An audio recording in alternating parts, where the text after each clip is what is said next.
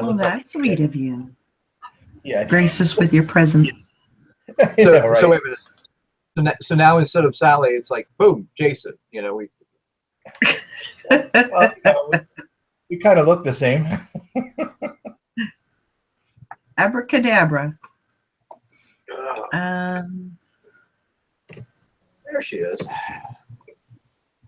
There we go. I had to run to my son's room and talk about Chris Cornell. Chris Cornell's possible suicide. There she is. What? Cornell killed himself? Yeah. Really? 52 years old. Yeah. Audio Slave, Soundgarden, lead singer. Soundgarden is what he's really most famous for. Never heard of it. Black hole sun. Who's he Won't the, you come? who's he the lead singer for? Audio Soundgarden, Slave, who he's Soundgarden. mainly known for, though. I mean, that's where he got his big break and where he became famous for. I mean, he did a lot of stuff. He also did Temple of the Dog. With yeah, Pearl Jam. One of the unique grunge voices out there. Yeah. Wow. And he's a kind of a goth hottie too.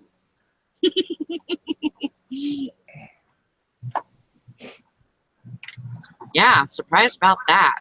Trending on Facebook. Huh.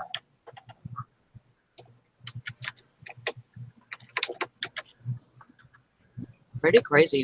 It was kind of funny. I go to join and it's like, you're the first one here. I'm like, what? I just saw the show was on. I was like, how did that happen? Congratulations, Jason. You're first one on today. No, I actually Before closed it open Valerie even. I closed it open again. I was like, wait, this can't be right. It must be a glitch. Yeah, it was super glitchy. Like, I can't see Sally. You can't. Well, damn it. I don't. It's no.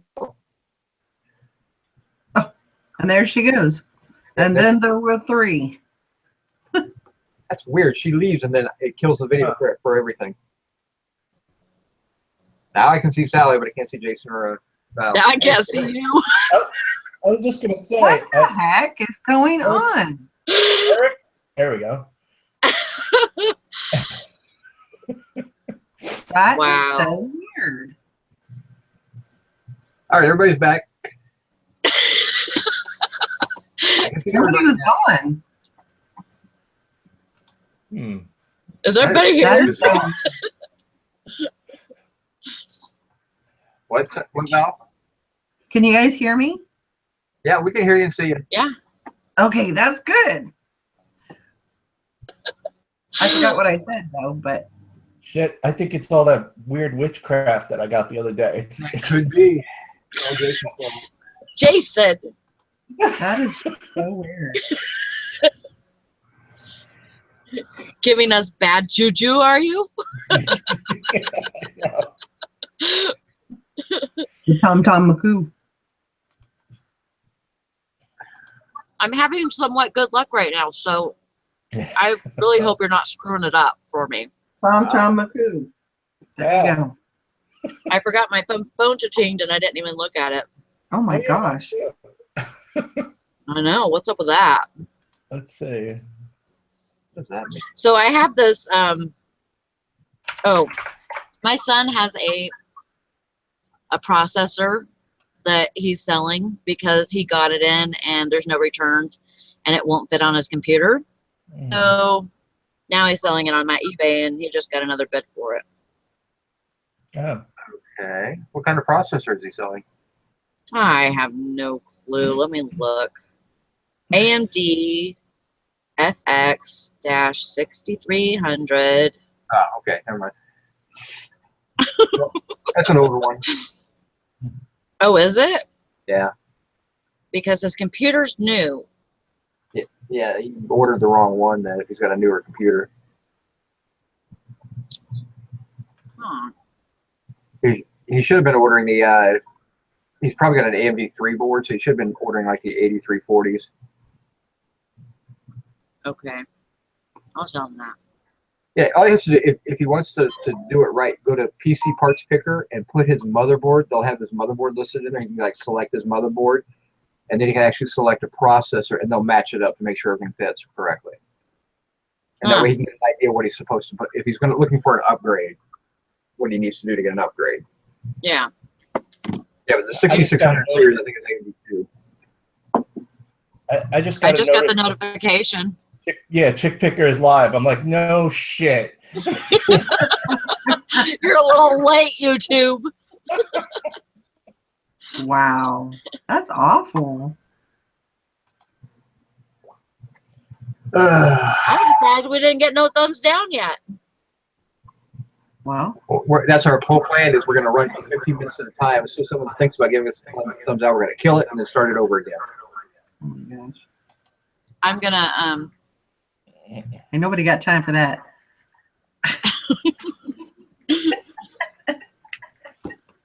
Barrett and the bitches of reselling. And Yeah, it's going to be a warm one today, that's for certain. you know, it says that it's only supposed to be 70 here, like until like 5, and then to go down like 5 o'clock it's supposed to be 68, and then it's supposed to be 63. By midnight it's supposed to be 40 something. So It's 73 already. And it's supposed to be in the mid 80s today. oh, not Yeah. here. It's supposed to be 70 and then go down. What, Val? They're calling for severe weather here this afternoon, so possible thunderstorm or tornadoes. Yeah, But that's- too possible. That's pretty much every single day Yeah. around here in this time frame. Yep. The eBay bill is in.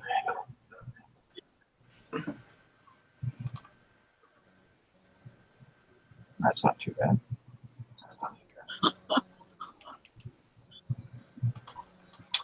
Sally, I went and checked my all my lilies that I transplanted, Uh-huh. and they're all alive still. Oh, good. I didn't Wait, know did if I they just would share the survive. wrong one? Is this 110 and then some? Yeah. Okay.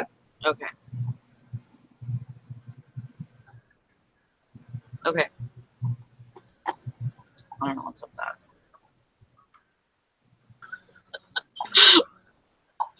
Everything's being glitchy. It's really bad. I mean, Echo on me. Does anybody else hear an echo on me? When I was talking, I was hearing a little bit of an echo. Jesus Christ, people leave me alone. Yeah, there were phone calls during the day. Jack Smack, yeah. This is life in the tornado belt. Yeah, I lived there for a little bit more than a year, and we had like 3 tornadoes come through. One of them missed our neighborhood. It actually took the roof off a couple of houses in the neighborhood, but it missed our house by about a quarter mile. That was a big one. That killed some college students in Tennessee, and it bounced around. I was in freaking Knoxville, Tennessee when it hit. My wife was in Little Rock. It came right through Little Rock. Yeah. That was 7. Crazy. Did you like Arkansas? I love northern Arkansas.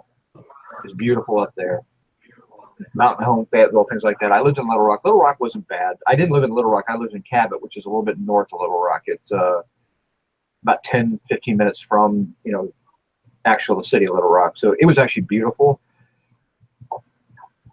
Little Rock was a lot wetter than I thought when I first moved there. I'd never even been through Arkansas when I moved there. I took a job down there, and rice paddies everywhere. So Really? Oh my God, yeah, everywhere. And then they get so bad flooding every year. It's crazy. I love the people of Little Rock. And we made so many, so many friends so fast. And these are, I'm still Facebook friends with most of them. It was really, really cool about that. Jesus Christ, Sally. Turn the dang phone off. Yeah, that can't be. What the hell can be so important? You're supposed to be asleep right now anyway. I'd be bitching. Grand Central Station. But yeah, I really did like Arkansas. There's some really cool places in it. I had stores all over. So I went through Russellville and Jonesboro and, North Little Rock. I had them everywhere. Jacksonville, Fort Smith, and Fayetteville. So, it's really a cool little place. A very different pace than I was used to. I'm a little bit faster paced, and Little Rock was a little slower. Right. And that was when I first learned that everything was Coke, which is still weird to me. But Yep. But yeah, I enjoyed living there. If I hadn't, I made a mistake taking the job there because the research I did on the company was outdated, and so I was trying to get with a small company that was growing, and the research I had that I found online said that this company was going to be they're planning for 500 stores. They were 150 stores now, and so I'm like, that's what I want. I want to be with a small company and watch it grow. And I got there and we opened 3 stores the first year I was there, when we closed 4. I'm like, this is weird. So then I started doing more research. Found out they actually were part of that big tech bubble that had to restate all their finances, and it just killed their growth plans in 2001. But I didn't see that initially. That's my fault for not doing proper research. I made really good money from them and everything, but I traveled just tremendously. I had 25 stores in 8 states, which was fine. That was the job. But after a year, you're sitting there going, "This is a dead end job." They were still doing rentals. They were still renting DVDs. And so I just kind of made the decision. I had a buddy that started working for Ollie's, and he told me they needed a position in Virginia Beach. And I'm like, okay, that's cool. I'll take the Virginia Beach. So I went down, I drove down and did the interview, came back, and then they offered me a position, but they wanted me to take the Baltimore market. And I really didn't want to take the Baltimore market, but what I wanted out of Hastings, and so I took it. And that's where I ended up at. But yeah, and that was a company that's growing, and it's still growing. So Yeah.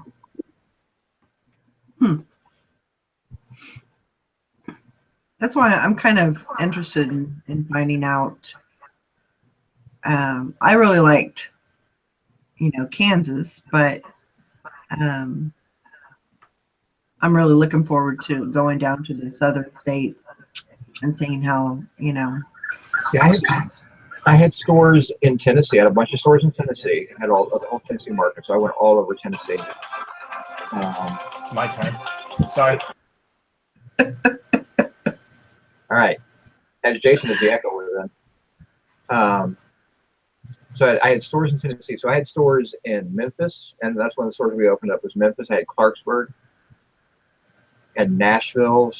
And they were not in Nashville; they were in the suburbs of Nashville. Then I had not Lynchburg, Tullahoma, and there's 2 stores that were south of Tennessee. There's a store that was right on the Kentucky border, north of Nashville, and then out farther east, I also had McMinnville. That's the one, and then I also had one near Knoxville.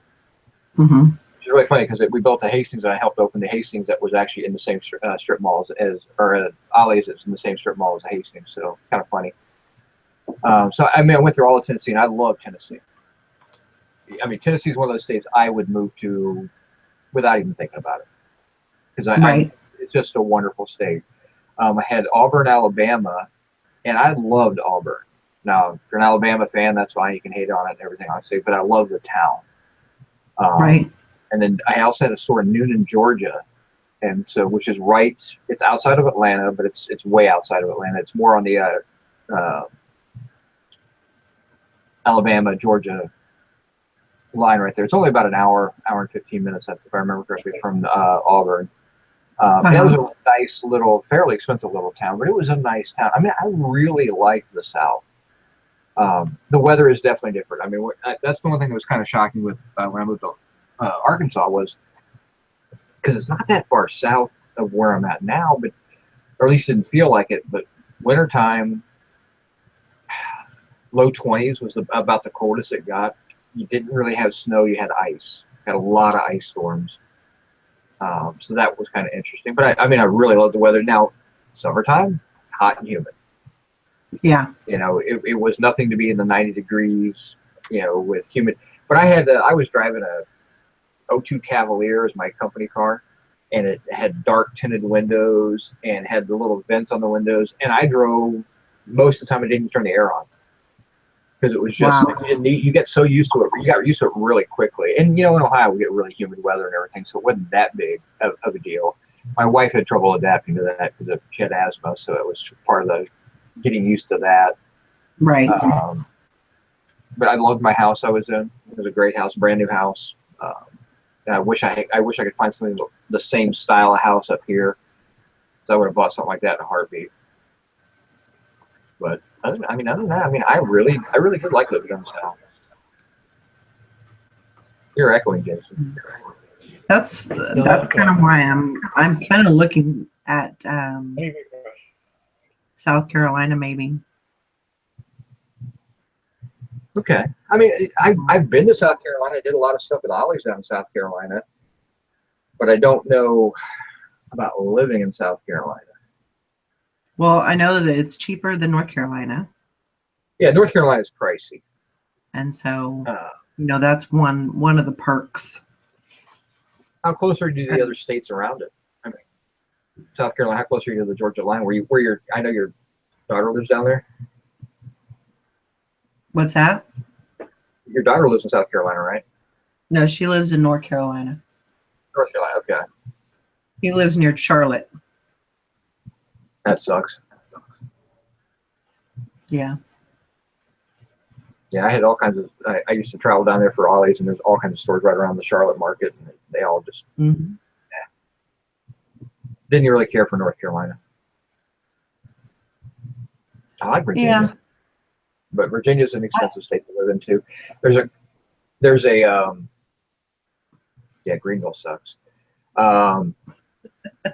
Lynchburg, Virginia, is a great little town, but it's kind of tucked in the hills. But it's also the home of Lynchburg University, which a lot of people don't like. But it's a good school. But the school runs the town. I mean, that's the the preacher. I'm drawing. I can't remember his name. Who basically runs the university, and that university runs that town. But it's a beautiful little town. Mm-hmm. It's kind of in the middle of nowhere. I don't know. There's some good towns. There's some good places to live. I mean, yeah. I wouldn't live in California. California's a great place to visit. I wouldn't live in California. It's a great place to visit. Yeah, I won't live there. Yeah, Falwell. Thank you, Sherry. And again, once you understand that the Lynchburg University is the town, and that's the type of people that live in that town, you're fine. I mean, it's a beautiful town. But yeah, I mean, I was born in California. Yeah, Liberty University in Falwell. Yep. I would probably, I mean, if I ever move from here, which my situation is different than most, I would probably go south. I don't know if I'd go south as far as Florida, although I've entertained Florida a few times. Mm-hmm. Just because I know it's really, really good for eBay. Yeah. But the weather doesn't bother me down there. I'm not a big fan of lightning. Florida's the #1 lightning capital in the country, but I would probably. Wait, you don't mind tornadoes? What was You that? don't mind tornadoes, but lightning freaks you out? No, lightning's out to get me. I have been almost struck by lightning 3 times. Wow. And when I say almost, as in I was sitting in a car when I was younger, and it was a car I was actually working on. I was inside the car, and the storm comes up, and lightning hit our driveway about 6 feet from us. I was in the car, so I was safe, but it blew a hole in our driveway about that deep and melted all the blacktop. So that was bad. I was driving a car and in a storm, and it put a hole. I got hit by lightning in my car, put a hole in my hood. And I was parked. It was a bad storm, and I couldn't even see. It was so bad. So I pulled off the highway, and I usually don't pull over because most people are pulling over. It's actually safer to be on the road. And lightning hit the ground right next to my car, and again just freaked me out. So lightning's out to get me. That's my personal belief. So That's I don't scary. know I'm going out of this world. So That is Wow. super scary. Yeah, technically, it's a bag of water. yeah.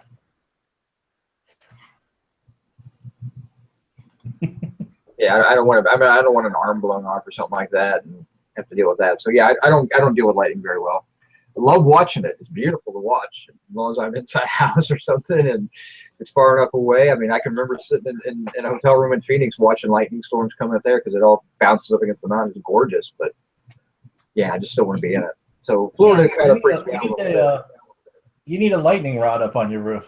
That's what I was going to say. You need to carry one with you. I just don't. If it's really bad lightning, I don't go out. I No, don't because then blame he would get struck. That is too close for comfort right there. Yeah, it's been. I'm gonna have my my voice on mute on and off because they're moving washer and dryers. Okay. Why they moving washer dryers? Oh, you're getting a new one? All right. Woohoo! Well, new to me. No more stones and rocks. My brother and sister-in-law moved into a house that already had one, so they're giving us theirs. Did you Cool. not have one before, or are you gonna? No, I had a washer. My husband fixed my washer, and then it worked like twice, and then it died again. So does that really constitute fixed? I was gonna say the same thing. I mean, that sounds like more like I patched or rigged the washer. I duct taped the washer. That's like I MacGyvered the washer for a day.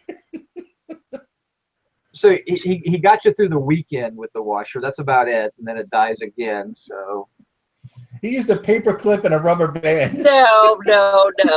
We actually ordered new belts, and he put the new belts on. They worked like twice, and then it killed over again. It just didn't want to work.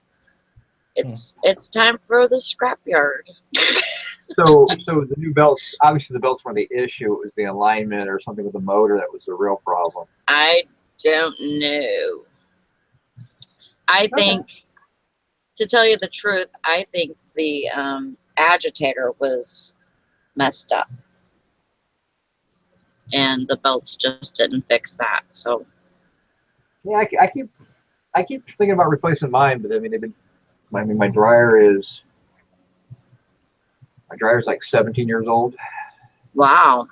and the paddles that are inside the dryer. What comes with normally has 3 of them in there. Well, 2 of them are broken off, so I only have 1 paddle, but it still works. That's all that matters. Yeah, so when that last paddle goes, then I'll replace it. And then my washing machine I bought that in 06, so it is 11 years old now. That's good. That's really good. Yeah, I'll never buy one of those front loaders personally. I think the front loaders they don't last as long and they don't do as good a job.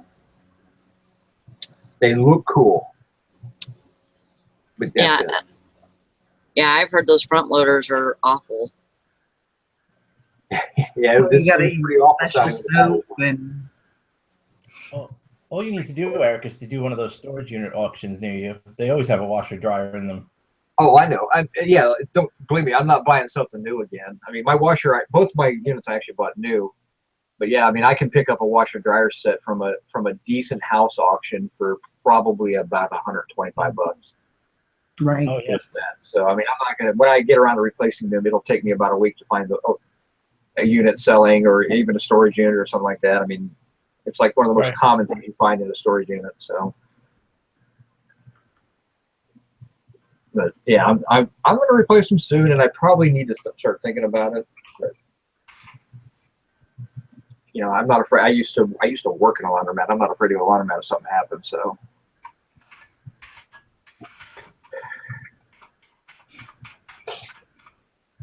Oh. Yeah. So, you know, there's a lot of options, but even though,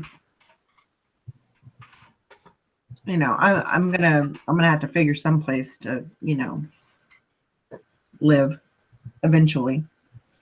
So I'm sure I'll figure it out.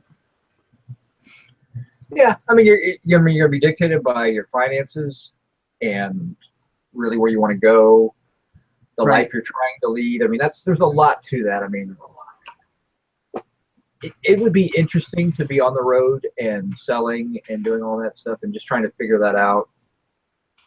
I mean, that would be fun, but you got to work out of a base of a business. So I mean, you're gonna have to get like an address to work out of so you can actually, you know, locate your business, and then, you know, with something like that, you got to kind of think about returns too, because if you're going to get a return, Yeah. they're going to send something back to you. You might be on the road, so you're almost dictated in the I'm going to do an automatic refund and just keep the item no matter what. Yeah. Well, But you get I'm kind of really a bad rethinking the whole, process. I'm kind of rethinking the whole going on the road and working from, you know, over the road. I'm kind of rethinking that. I think Yeah. your original idea where you would maybe do a road trip and travel and then buy a bunch of stuff, then come back and list. I mean, I think that would be more fun. I mean, if you decide, Right. you know, hey, I'm going to put myself on vacation for 3 weeks and I'm going Right. to hit the road and I'm just going to do a massive road trip and I'm just going to buy, but I'm going to be very selective about what I'm buying. I'm going to buy really good stuff, hitting auctions every night or whatever. And then I'm going to come home and I'm going to get it all listed. You know, I think that would be cool. Yeah. You know, drive with a trailer or something like that you can put on the back.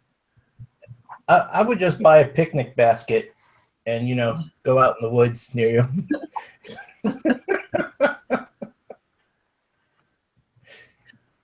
But you know, one thing that I'm really thinking about. I mean, I do know that I'm going to be buying a truck. Yep. And then just trying to prepare for that. You know, say if I do like a road trip, you know, I want to be prepared for that. So I want to have get one of those, you know, a bed cover that locks. Car cover or a cap, either one. If you're going to get a lot of stuff, a cap is really good. What's that? The cap for the back of the truck. Yeah, right. If you're going to get big stuff, though, a cap's a pain in the ass. So you'd want like a soft tonneau cover.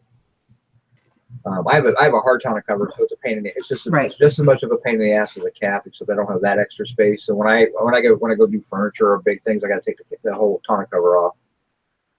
Right. Again, it's a pain in the ass. It's 4 bolts, comes right off. But, you know, it's a 2-person job though. Hey, Eric.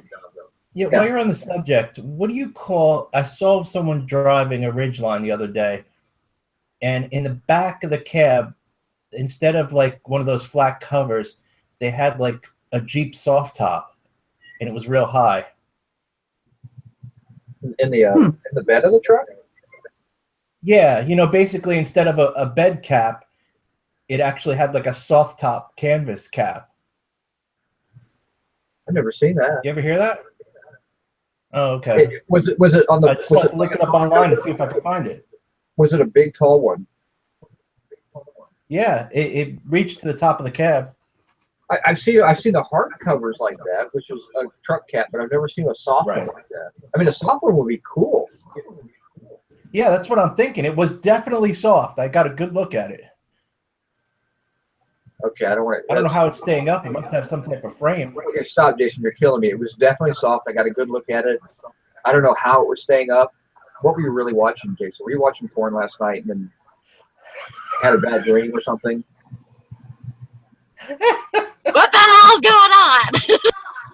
Jason's telling us about his dream, and I just wondered when we got there, you know. Eric was saying back everything I said. I thought I was like doing some like super lag. Like, my My comments are coming back in someone else's voice. I don't know what the hell it's called, so I'm having a hard time trying to look it up. What are you doing in the hospital, Robert? Do you work there? I think her daughter had an appointment at the hospital yesterday, and I think she had to go back to the hospital today. Yeah, hopefully everything turns out okay. Soft topper. Yeah.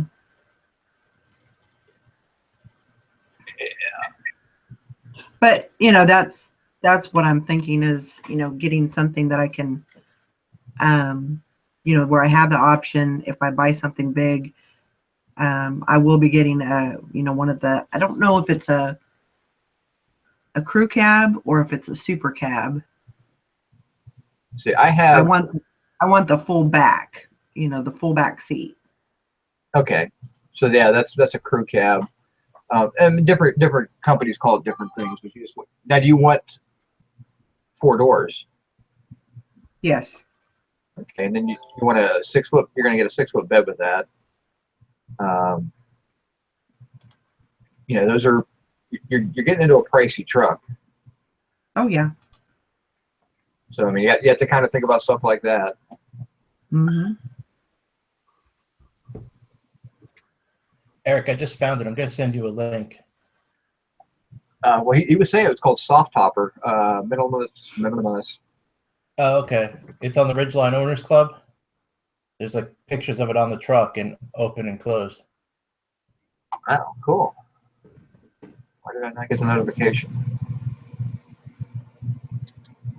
Maybe because I don't have Facebook open. Huh. Oh, I didn't send it. Hold on. I just sent it to you. I thought you said don't send it. All right. Yeah, my friend's apartment just burned down yesterday.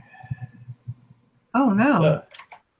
And it's an old buddy of mine, and sends me he sent a photo out. Says, "Hey, this is my apartment," and it was just blazing away. I'm like, "Wow, that sucks." Yeah. Bite me, cat. All right, don't get yourself in trouble. Not a good thing. Oh, okay. It looks really stupid though. It looks like a Jimmy hat. Yeah, it's really dumb looking. But if it folds down and out of the way, you don't really care. Oh, you bite me or scratch at me trying to get up here. Now you're up here. So that's what you want? Huh?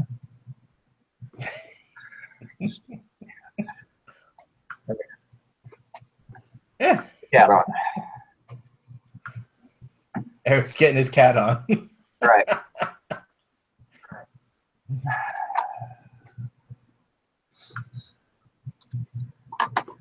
But I mean, yeah, that's definitely a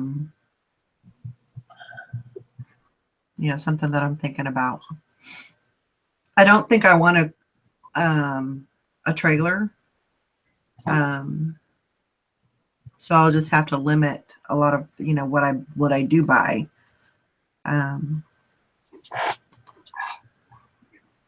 you go. Yeah, I mean, I definitely think it's if you're not making monster trips or something like that, then you'll probably be fine. But if you're going to do, I mean, the other thing you might consider is a van. right. Get one of the extended vans, so you get the really long one. You can put a lot more space in it, and then it has dual use. I mean, you can, if you're not hauling stuff around, you can, put the seats back in, and it's a Right. van. I mean, Right. just get a quick, and those can be really nice. And like I said, they'll hold a lot more stuff than a truck will. True. It just depends on how much stuff you're picking up. I mean, if you're buying just average stuff, I mean, if you're, just going to the weigh and pays, or you're hitting auctions or stuff like that, you can do the Nicky van and fill it up and then bring it back home. I mean, Yeah. But and that's pretty much what I'm considering is just instead of going over the road and doing that. I just think that it's not feasible. I'm sure it can be done. But It can. There's just a lot to think the about. way that I want to do it, it just seems like it would be more chaotic than what I want. If I was going to do an over the road where I'm working and living on the road, I would have an RV with a toy hauler in it, the toy hauler bay. Right. Then that would be where my inventory would be stored. I wouldn't have any toys in it. But and you could do that. You'd have a living space, but it's, those things are not cheap to run and insure. Right. So your costs are just astronomical. Right. But that's what I would do. I guess you could do it with like a smaller RV with hauling a trailer with your inventory in it. But I'm having trouble. I've got 510 items, individual items, but I've got some that huge quantities of, and I've just run out of space in my 10 by 10 room. Right. I have no space for anything else in there, so that's why I'm reevaluating my space out here, and I'm like, I need to turn this more into listed stuff because I have tons of stuff to list, but I have no space to store listed inventory right now. Right. Yeah, and that's, truthfully, that's kind of my goal is when I get to California, source, get a good, I don't want a whole bit, I don't want a big inventory, maybe 100 items, see what happens. I want a quick turnover, and I don't want a lot of things. I don't want to store a lot of things. So, if you're just going to visit somewhere, the best thing to do is pick up things that are unique to that area. right. Think about what you can go to an auction and buy the stuff that you don't see anywhere else from that auction. Right. And then move on to the next state. That's what I would be doing is some areas are just and that's when I'm in California at my daughter's. Yeah. And then when I decide to go to North Carolina, I will end those listings, whatever I have there. I'll end that, go do my thing, go to North Carolina, do the same thing, source, get about 100 items, and then sell for, I'll probably be there for 2 months, and then the other thing you have to think about is what kind of sales are you going to need to maintain your lifestyle? It's 100 items might not be enough. If it flips, well, that's true. That is true. You might get lucky, but if it's not enough, you're going to have to sit there and right. What am I really going to do? I think it's a good idea for a little while, but I think you get really tired of it after a bit. Yeah, I would say it's probably going to be about a year, if that. I think by 1 year, I think I'll be ready for to settle down and find my own place. So that's kind of what I'm, and if I can limit, because I do have another income coming in, if I can limit what's going out and just kind of, play it by ear, then I can, save some of that money that's coming in. And that way I'll have a good, nest egg to use when I'm ready to buy. So. Yeah, if you can actually, live off your eBay, and anything you got coming in extra goes into the bank, that's the key. That's my goal. I've had a few setbacks here this last month or so, but my goal is to make eBay totally pay every bill, which it does pretty much now, but totally pay everything, and then I can sit back and just bank the money that I've got coming in, and build up a 10,000. I'd like to be able to have 10 or 12 grand in the bank. I got money in the bank right now, and I got a CD and all that stuff, but it'd be nice to have, so my goal has always been to have 5 grand sitting in the bank at any one time,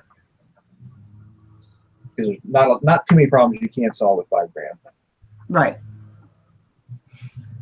Exactly. But that's going to be and there may be sometimes when I'm in California and I don't want to take I don't want to make the drive. Maybe I'll just fly there, you know, and then fly home, you know, and that's okay, Well, you know. I think yeah, probably about a year is about what the most I could imagine sitting there bouncing back and forth, having any type of permanence. Yeah. Yeah.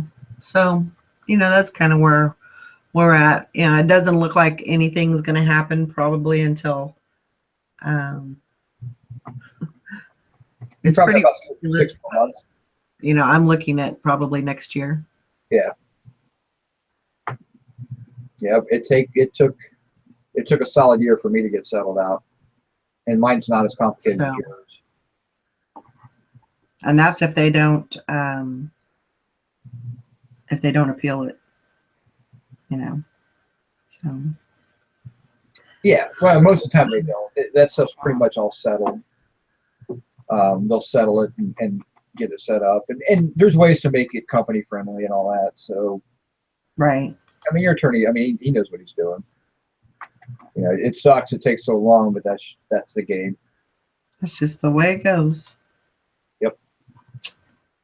Yeah, Jack, I don't think I'll fly. I usually don't fly United. I am a Southwest girl. I pretty much always fly Southwest. So, The only plane I ever had trouble with was Southwest, and it wasn't a big deal. Southwest, as we like to call them. I was just looking at the video on that. Okay, wait a minute, TJ. You're honey, a girl. Mother's mustache. We've got about a year before we, you know, hopefully we'll still be doing the show. You know, maybe I can turn it into a, you know, on the road show or something. Who knows? It'd definitely be different. You sell a lot of bras. Hey, Eric. How do you take pictures of bras? Hey, Eric. Yeah. Your cat's licking his ass. Because he can. Because she can. It's so funny. She has no shame. We got everything on this stuff. She's my little sweetie. Yeah. What did I do?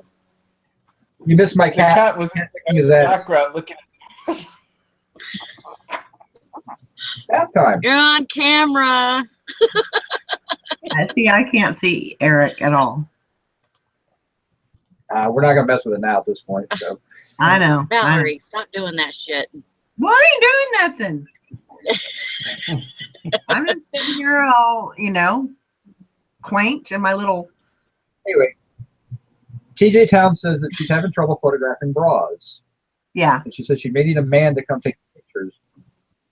Only, I guess, if you're going to model them. But do you have a? I mean, you put them on a mannequin, and she didn't have a mannequin. I would suggest a mannequin. And you don't have right, but you can actually do it just you know, a flat lay too. Yeah, I mean, if you're gonna, bras actually work better for me doing a flat lay as opposed to putting them on a mannequin, because you know my mannequin's not a full breasted, you know, and I was buying like G size bras and stuff like that. So, but I would suggest at least one of those little half mannequins if you're going to do this for, you know, that you can hang in the closet. It just hangs in the closet like a jacket when you're not using it. Yeah, you could do a flat lay and it should be just fine. That's the way I do it. Wants to add some fullness. I sell bras just fine doing flat lay. I do put them on my mannequin. Well, you got a different mannequin. You got a really nice mannequin. Right. Yeah, the half mannequins don't work for bras. Right. This is true. Shut up. Sorry, not you.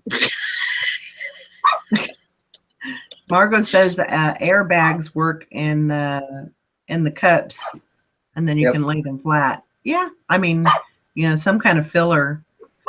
I used to use socks in some of the bras that were, you know, a larger size. I would use socks. Kind of underwear, but you know, other than that, You figure out how to do it. But yeah, flat lay is probably the better way to do it.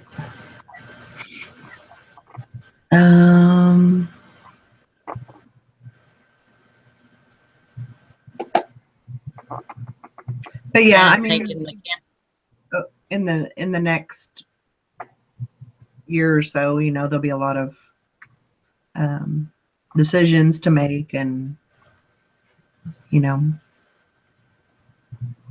and I may do that once or twice and figure, you know, find out that that is not what I want to do, and you know, it may be that quick. I don't know. It may only take you 6 months to figure out this is not working or this isn't fun. Right. Or you may just get to the point where you get, because you work so much now, you get itchy because you're not working.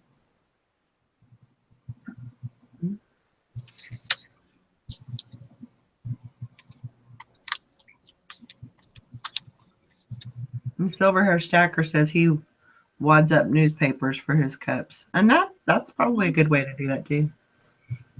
I thought about putting them on my mannequins, my head that I use for hats. Uh-huh. I just did the easy way. I stopped selling them. So the cups are up here. You know, I hate to say, but as a first picture, that probably would get somebody's eye, and they would probably click on your listing.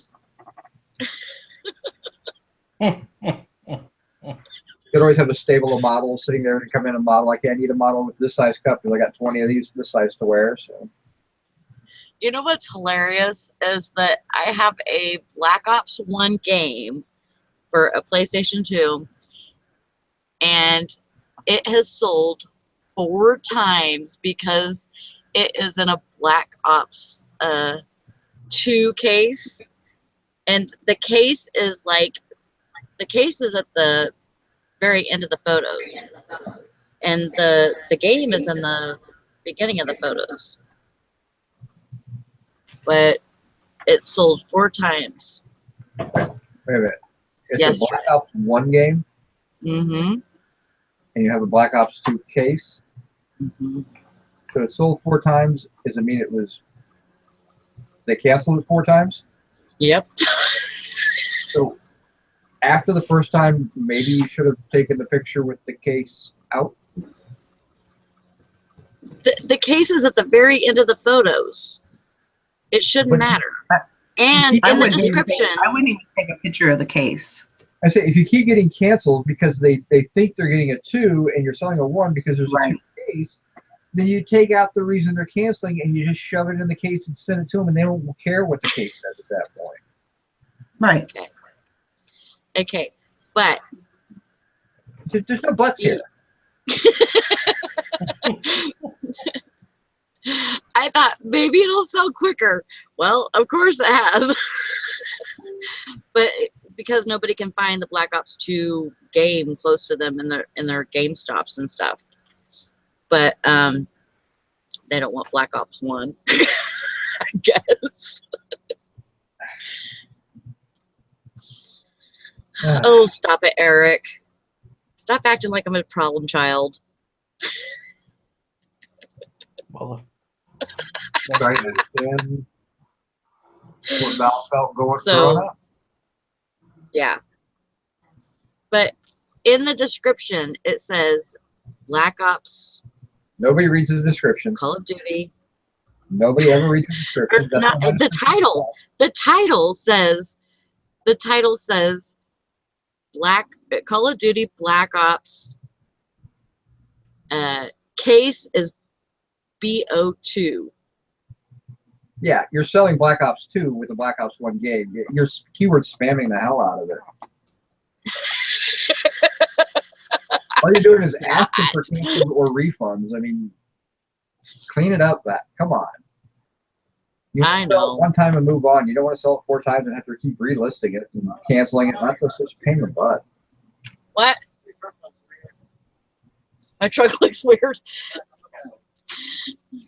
You're just not muted, so we can talk about you all we want. They took the camper off my truck for the first time. The topper or the camper? The the topper. Well, Okay. I mean, it's a topper camper. A camper would have a bed and a stove in it. Doesn't have a No, it's not a camper. Yeah, that's a topper or a cap. When I was a kid, we used to call it camper because you know what? You would go and camp in it. Yeah, we used to call those the kid jails for when you're going camping. You know.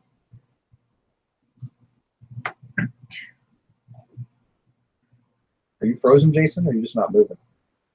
Oh, I'm just not moving. Sorry, I'm reading about this soft topper still. How much is it? 730. Ooh. It ends up. It folds frontward towards the cab. So it folds up against the top, which is kind of cool. Yeah. So it's out of the way when you're not using it. Yeah, which is a good thing. Is it In waterproof? case you got something really tall.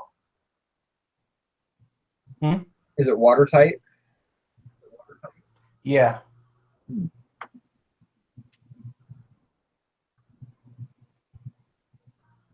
I mean, the guy doing the review said he gets a couple of drops once in a while, but nothing. I mean, how bad do you? I mean, I know you're thinking about bad weather and bringing stuff home, but you could do the same with tarps. Yeah. It would alleviate I'm even having that problem today. So yeah, it's an issue that could be solved with this. Now, what's a cap cost for that? That's a good question. And the other question is, permanent. how often do you have something big enough that the cap would get in the way if you put it in your bed? It's possible. I remember the first load I ever did in the truck, it was high. But I haven't done that since, so it's like I think I'd feel better knowing I had the option. Okay, well you can't buy it this month. You got to buy it next month. The fucking landscapers here mowing the lawn. Oh, there he goes. You gotta wait till after you're married. Oh yeah, no, leave me alone. And this is how I get into with Jessica to make sure that you're responsible and taking care of things. And Oh, of course. I'm the epitome of responsible.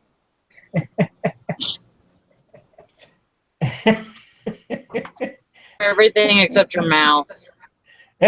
he's very responsible unless a Suzuki Samurai comes up for sale when he doesn't really need one. And then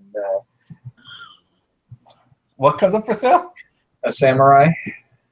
Oh, it's all right. So I had one falter, and Eric's like on top of me, like white on rice. And then what, like $2,000 in parts? Oh, he's telling all your secrets, ain't he? I just bought another part today. You got to get it diagnosed. You got to figure out what the issue is with it. I'll get it figured out. What's it doing? It made a weird noise. Oh. Yeah. Maybe I it's supposed talked to to my make that friend. noise. If it's that throwout bearing, he can do it. Yeah, throw bearings, nothing. It's just replacing the clutch. That's all you're doing. You're going to replace the whole clutch pack. Yeah. That's not a big deal. Now, the only Well, I thing just didn't want to go under it. you'd have to look at the flywheel to make sure the flywheel's not scarred up or anything like that. But if that's the case, then you have to have the flywheel resurfaced, which is, again, no big deal. But yeah, I mean, you're talking less than $200 in parts to do all that. So Yeah, the clutch kit was 120, I think. yeah, they're not Or expensive. 150. It's just a pain because you got a 4-wheel drive vehicle, so you got a transfer case you got to deal with as well as the transmission. So it just becomes a bigger pain in the butt. That's all. Right. Yeah. I noticed the transfer case is mounted behind the transmission a bit. Yeah, that's where they are. Transmission comes out. The Oh, shaft transmission goes in the transfer case. Transfer case goes out the back to the back differential comes to the side and then goes forward with the front axle, the front drive shaft, so that you can turn your wheels. Transfer case is just Yeah, so I should really put it in 4-wheel drive and see if it works before I even do all this. You should put it in 4-wheel drive and see if the noise goes away. Because it could be a transfer case All right. issue. And the other thing you might want to look at is checking the fluid levels in your transfer case. Right, because even if it's not engaged, it's still always spinning in there. The transfer case is spinning all the time, both sides, but your front drive shaft is not spinning until you engage the transfer case, and that could be where some of the noise is coming from. It's the old-fashioned type where you have to get out of the car and turn the hubs. Wow. Those are actually better, but they're a pain when it's bad weather or anything. But yeah, they don't break. That's true. But you got to turn the hubs every now and then because otherwise they will get rusted shut and everything. So.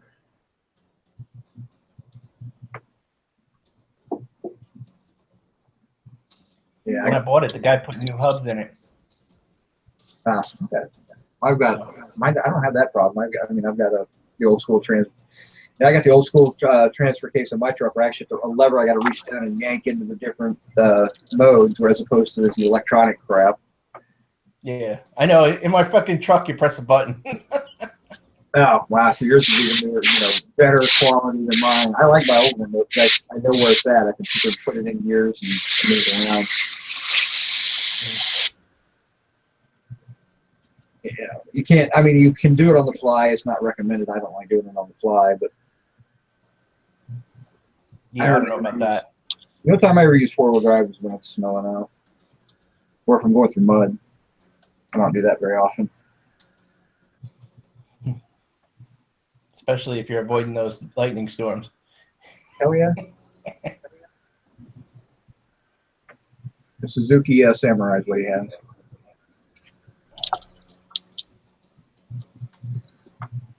Yeah, Megan says separate it and sell the case by itself. Sally. As opposed to trying to rip your sell the case by itself. If you got collectors looking for it, you might get $10 for it. Maybe. This is very true, Robin. You never know what we're gonna talk about.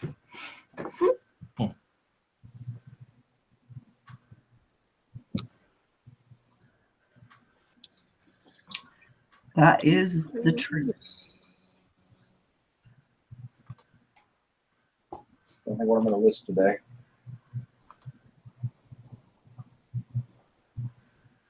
I'm going to do Snap-on. I know what I'm doing. Box. I know what I'm doing, and I'm procrastinating my ass off. That's why I'm sitting here with you all. That's what I thought. Are you going to the shop and cleaning up the giant mess? Bingo. The place is a filthy pigsty right now. Yeah, it's a disaster. I couldn't even sleep like last night. It bothered me so much. Well, he basically brought the rest of his storage unit in, and to tell you how bad it was about the same amount of stuff. But after getting a value of about over $8,000 on the first load, the value on the second load was about $1,000. Oh wow. Yeah, but the same amount of stuff, so there's a lot of trash. Yeah. See, when I was there, I made sure I took the best boxes first, just in case there were any issues. Yeah. Good deal. Yeah, you gotta get all the crap out of there so you can actually think about. I mean, I know what the way I am. If I put too much stuff in my office, I can't work. It just screws up my vibe or whatever. I don't know, but I can't seem to do anything. So last night I was actually, after I got done with you, Jason, I was cleaning up and reorganizing and putting stuff away, and now I've got more space and I feel better. Yeah, Megan, there's There's a lot of video games selling right now.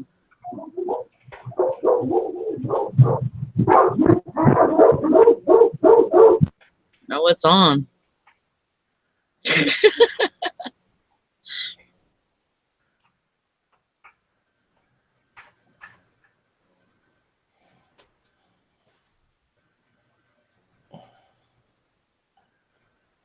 What's up, Valerie? Are you frozen? What's that song? Oh, you were moving. Freeze frame.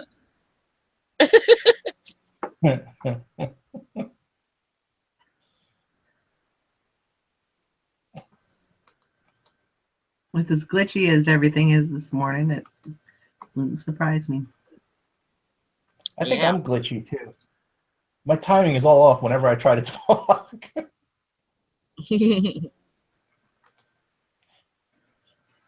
It's almost like there's like a slight 2-second delay.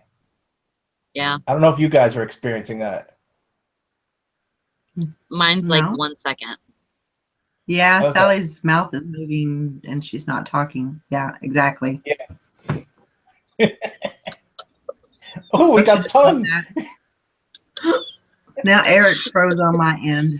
Oh my gosh, this is ridiculous. And you know, before I started the new one, I shut down my computer, restarted it, and all that. But I don't know what's going I've been on. selling PS2 games. I have a bunch listed, and A bunch of PS2 games? yeah. Maybe they're too high. People like them cheap. No, they're cheap. Are they? Yeah, they're Yes. very cheap. Sucks. Huh. Just to, I basically put them on there just to get rid of them, Yeah. but they're just, yeah. Every once in a while, I'll sell one, but it's very few and far between. I sold 3 PS2 games recently for like $24. It was a lot. And I don't know anything about the games, so I mean, they're my daughter's old games. She didn't want any more, so.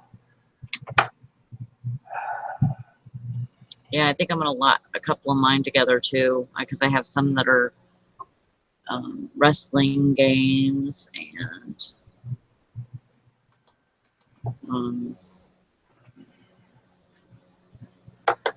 I have like Teenage Mutant Ninja Turtles, and I have like some Yu-Gi-Oh crap, and I think I'm gonna do Turtle Power? those together. Really?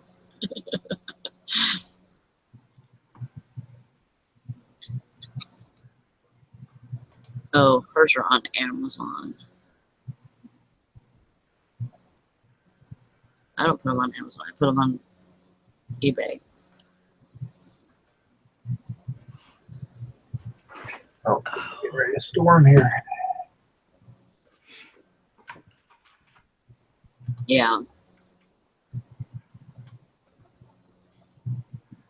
That's good.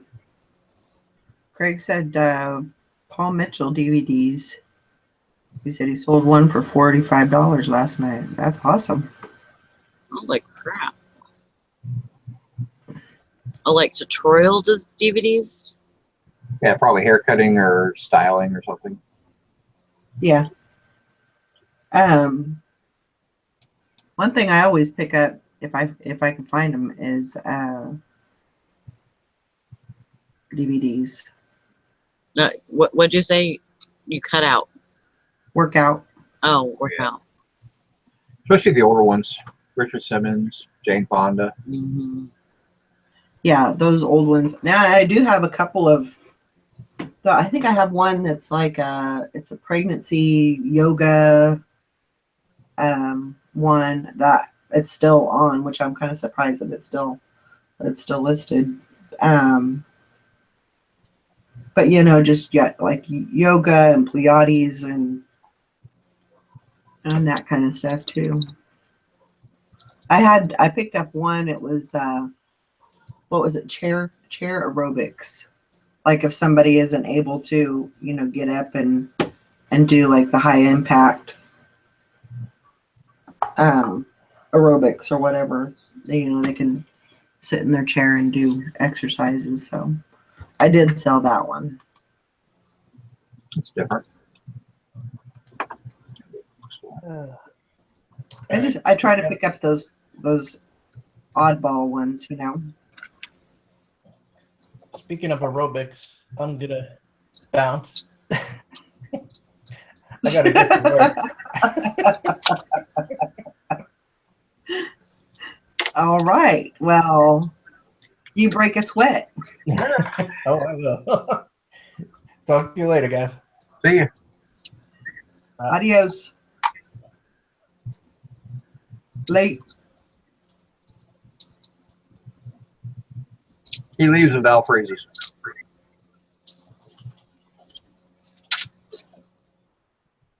Val, you can't hear me because you don't have your headphones in.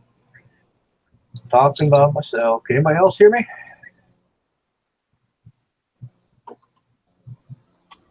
to the chat.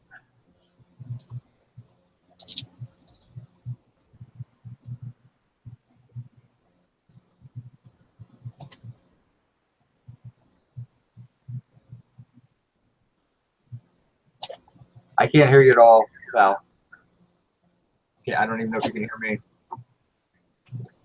It seems to be trouble for when people go in and out. Let me try and refresh.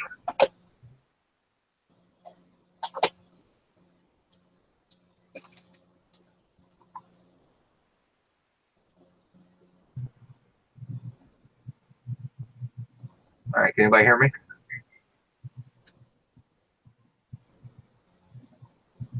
Okay, try to refresh, Val.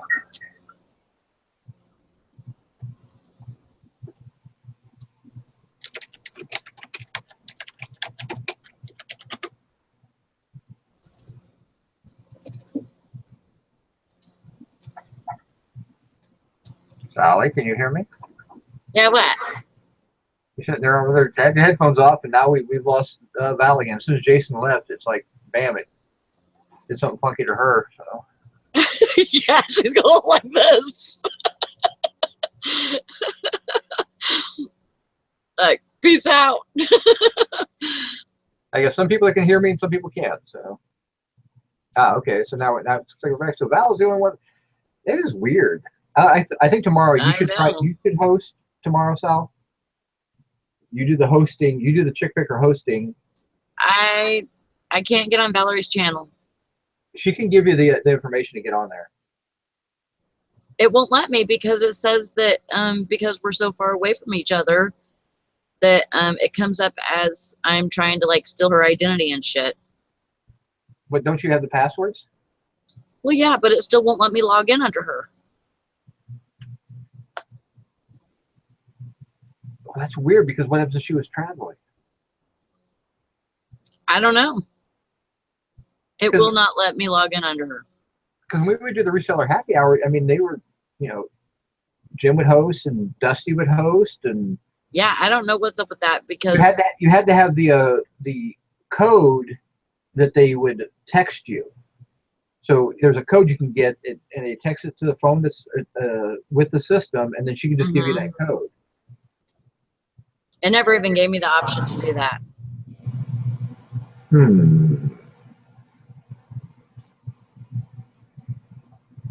Got to be. I mean, there's got to be something you guys were doing wrong there then. Because like I said, they used to do the hosting all over. You know, 4 or 5 different guys would host it. Neil would host it. Joe would host it. Yeah, I know you guys used to do it, and one day I was trying to do that with Valerie's, and it was saying, it was giving me a message like that I did not have authorization and stuff like that. Mother's Mustard says Val must have her channel on lockdown. I mean, that might be something she has in the settings too. I don't know. I think it just seems like YouTube is just being glitchy today and yesterday, and It's definitely an issue. Yeah. So I don't know how long we're going to be live for. How come Nikki didn't get on? Or I haven't seen Nikki or Tara and Jim for a while. You know what? I seen Nikki earlier. She was on when before, like 10 minutes before we went live the first time. Huh. She was on here, and I don't know what happened to her. I don't know if she said that she was gonna not come today or what, but I don't know what happened with her. Jim and There she is. There's Valerie. Hi, Valerie. I can see you. You know what your picture froze like?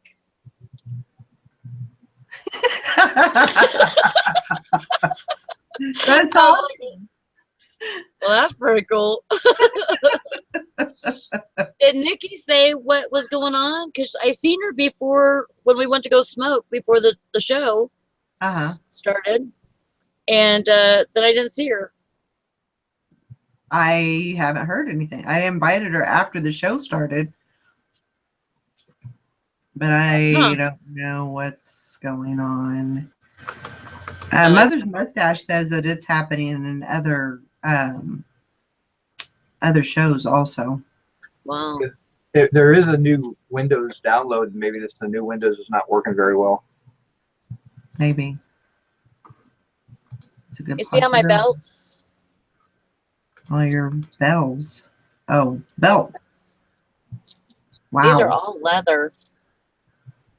That's cool. And it came with a ring to like hang them. Put a ring on it. See? Are they worth anything, or are they just leather belts? Well, yeah, leather belts sell. I also have one or two boho ones. Those sell. So what do you get for a leather belt? The last time I sold one, I sold it for $25. Was it a name or something, or was it just a? Nope, it was beads on a string, baby. That was about it, but it had leather. This one doesn't have leather. This one, so it might not go as good, but it does have that kind of looks like macrame. Is that what that's called? That's what it kind of looks like. What is macrame though? You know how they have those plant holders? Plant holders is the best thing for macrame. It's like the brown twine with the every now and then you have a bead fed on there. It's just a way of twisting and tying knots. I'll show you as soon as I can get Mother's Mustache says that last night Walking Picker had issues. Chris is pretty techie, so it's happening. All right. So I don't know. It may just be within the YouTube world, and maybe somebody's working on it. Hopefully. Didn't hurt. Yeah. Yeah, it's like macrame. These are like wood beads. Mm-hmm. So that would be more of a. I mean, you put macrame in the title then. Yeah. Okay. Yeah, that's like a 80s, 70s, 80s. 70s, yeah. Yeah. I don't think anybody did macrame into the 80s. So. Yeah. Yeah, but most of them are like, well, let's see, this one. This one was made in Argentina. And it says full grain leather. It's a size 38. That's like it's like a braided. Well, Jason's pretty gonna nice. Hook up on buckles if you need buckles. No, I don't need buckles. I know he has a lot. Yeah, he's got thousands. What a weirdo.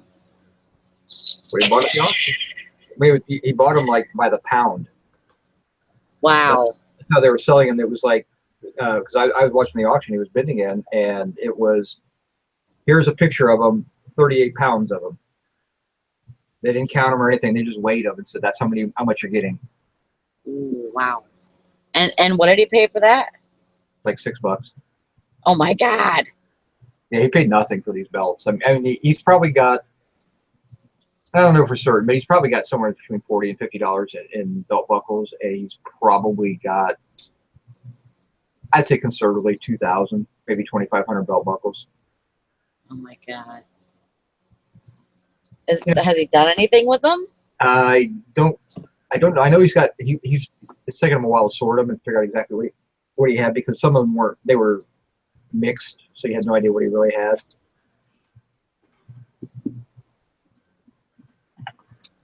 This one says made in Mexico and it's a size 38, but it's leather with the little. I don't know if they're even. I don't think they're metal plates Or silver, or actually, it looks like a. Yeah, I guess they are metal. They're metal, but they're like little medallion things. yeah. Robin said on that macrame belt, she said that it's a really popular look right now. She said add festival, boho, and retro to your titles. Yeah, I had boho in the title of the one I just sold. What the hell is boho? Bohemian. Yeah. Hippie. Okay, I get hippie, but I don't get bohemian. Bohemian was 1900 France. I mean, come on. Yeah, but they dressed. They kind of dressed. There was a style. Yeah. It was a style. So another Jason said there's a guy on Craigslist advertising an extra storage unit full of leather belts, no buckles. The pics are incredible. He wants all offers, but I'm scared to even offer anything. Why are you scared? Are they like dress belts or men's belts or something like that, or are they just leather, non-finished belts? Yeah, the silver conscious. What you want to do is make sure those aren't silver. There's Jim and Tara. Put Western Horse Show belt on the one with the silver conchos. Oh, that's what they're called, huh? I just learned something new. Conchos. Yeah, that's the funky flower-looking silver. I can't see you. You're frozen on my screen, so I'm not going to worry about it. Are you sure I'm frozen? You're frozen on. Are you sure? Val can see you. It's not a big deal. Sally is going crazy. But you can see her right now. I can see her. Yeah, I'm not gonna mess with it at this point. So I hear you. we got video. We got everybody else can see her. Then I don't need to see us out. She's doing a dance now. She's doing the jig. I will go back and look at what you're doing. Sally Ann. Oh my Lord. Don't tell him. Don't tell him. I'll go back and look at it. Hour and 43 minutes in. No problem. Actually, not quite an hour. About an hour and a half, actually. So non-finished. I didn't really do it. Non-finished belts. I looked up other belts and they're selling for $3. Nobody listening. I can understand not listing belts for your lifetime, but I think $3 is a little cheap. But non-finished, those could be, if they're just strips of leather, there's actually a market for those for people who do machine work because they use leather belts for their old machines. Yeah. Right.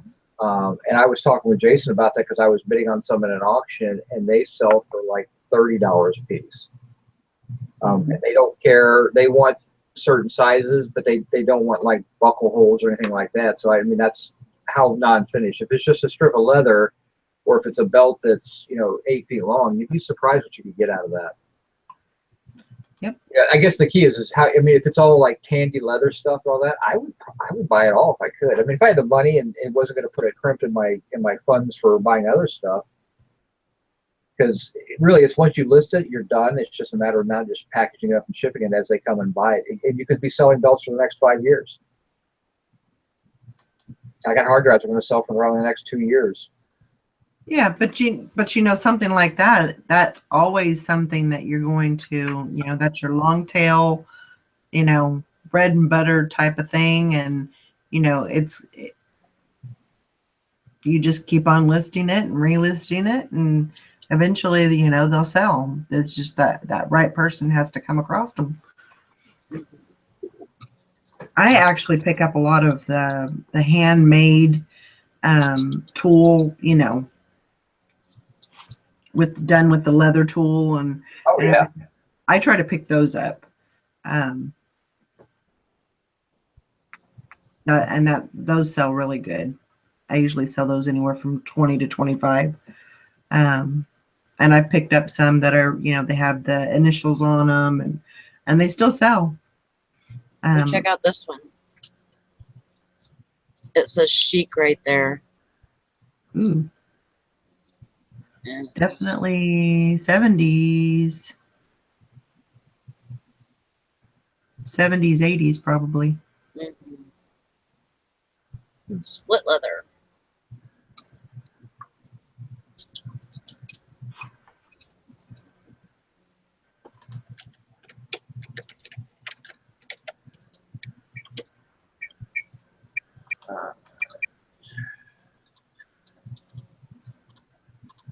I also like to pick up belt buckles when I can find them. Yeah. Trying to look up his Craigslist ad here to find them.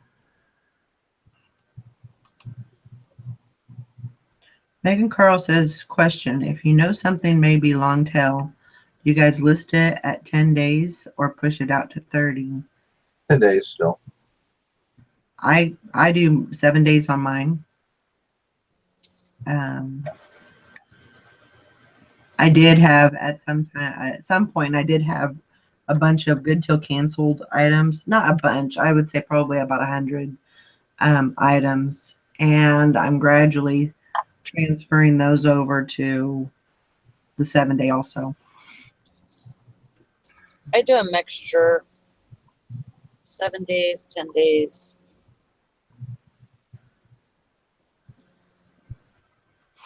Ah, No matter if it's long tail or not. holy cow. Damn, that's a lot of belts. Thelma Thrift says, be sure to mention the split leather. She said it is a lower quality. Oh. Okay, those are belts that are just missing buckles. Okay, they've been fit. So those are finished. Most of those are finished. So those are actually dress belts and all different types. Wow. That's a pain in the ass unit, though. It's a moneymaker, but yeah, it would depend on what the guy was trying to get out of him. Did you contact him to find out how much you wanted for everything?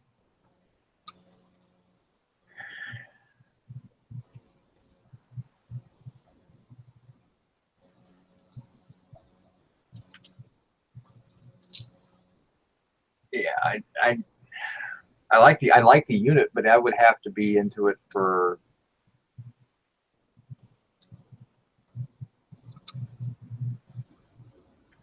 If it was me, I would probably offer the guy $300. If he doesn't want it, that's fine. Because I mean, $300 is enough that I know I can make my money back fairly quickly. But the pain in the ass factor of that whole thing is pretty big. It's almost like I'm going to offer you $300. I kind of hope you don't take it. But yeah. It does look it's a good money making unit though. I mean, that's if you could get it cheap enough. I would sell in lots. I would probably put them, you know, sorted by length and then sell them in lots. And if you sold them 10 at a time for $30, you know, and you could probably, with that size of unit, you could probably get 1,000 lots out of it. And to think about that, that's like 30 grand. I mean, it's one of those ones where it's such a big money maker, but I would sell lots. I would definitely do it. And what I do is I would try to get, once I separate them by size, and then I would probably try to get some, if I've got all the 40-inch ones laid out on the table, and then I would build different varieties of 40-inch belts. So I'd have maybe 10 belts in a lot, but they're all different types. And then I would put them all together, and then I would say, okay, here's a lot of these belts. Boom, 10 of them. Somebody's buying 10 different belts, 40-inch length, for $30, and a good belt's going to cost you $20 by itself. So they're getting a heck of a deal. Be a lot more attractive. And then if you could just continue, I mean, you could do the same thing, 10 of these, 10 of these, until you're out of the 40-inch belts.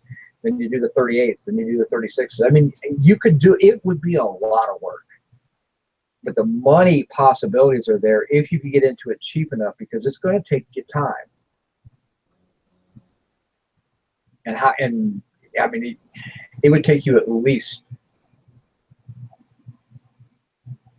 I'd say it would take you at least 40 hours just to separate and sort, and then probably another 20 hours to list. So you're looking at about 60 hours of the work, but once you're done with it. Now you got to have storage for all that stuff too. But once you're done with that, and I would lot them up and bag them up right then. So I would make sure I have clear bags to slap them in, and then that way I know. And then I'd be building boxes with here's my 40-inch lots, here's my 38-inch lots. If you've got the storage space, I would definitely do it. But again, you got to get in cheap. 3. I'd like to be a 3, because you got to think, what's the guy going to do? That's a pain in the butt for that guy. You walk in and say, I'll give you $300, because he's paying. You got to figure he's paying what, 100, 150 every month on that. So if he gets out of that whole unit for $300 and he doesn't have to deal with paying storage fees, it might be worth it to him. Yeah, I would call it. Hell, the guy may be wanting to get out of it for $100. You never know. If he's saying, "Oh, I need $1,000," and I'm like, all right, then I'll talk to you in 4 months. After you spend another $600 paying fees on these, and I'll offer you my $300 again.